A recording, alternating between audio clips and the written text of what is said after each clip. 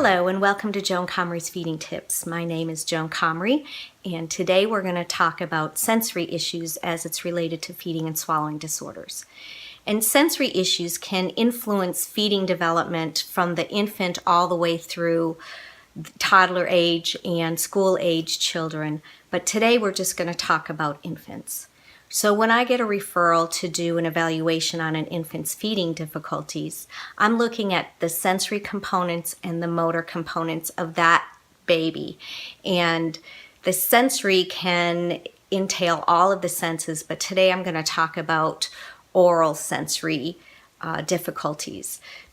Those difficulties can also influence oral motor patterns, but I'm going to talk about that at another time. I'm just going to try to isolate sensory, even though a lot of times they influence each other so much that you're, as a speech pathologist specializing in feeding and swallowing disorders, I'm looking to see what has most influence, and those are the patterns that I'm probably going to try to target first. So if you have a baby that has sensory difficulties, what does that look like? So that would be the baby who can, from a motor standpoint, open their mouth wide enough to get a good latch, but then pulls into a really shallow latch.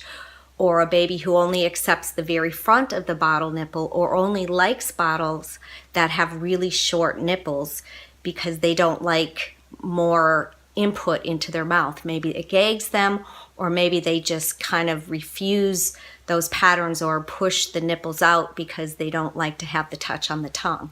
And as you can understand from some of the videos that I've been talking about, that medial tongue is a really important place that needs to be comfortable with tactile input or touch on that middle tongue for it to work and for it to function correctly.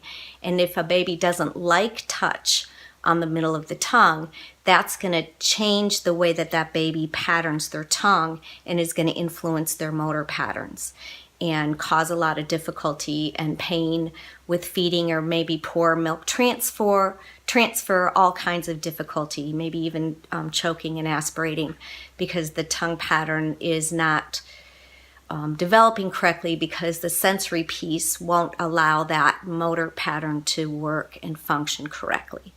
So what does a person do if they suspect that their baby has a sensory difficulty? One of the best things to do is to find a specialist that understands sensory motor feeding disorders in infants.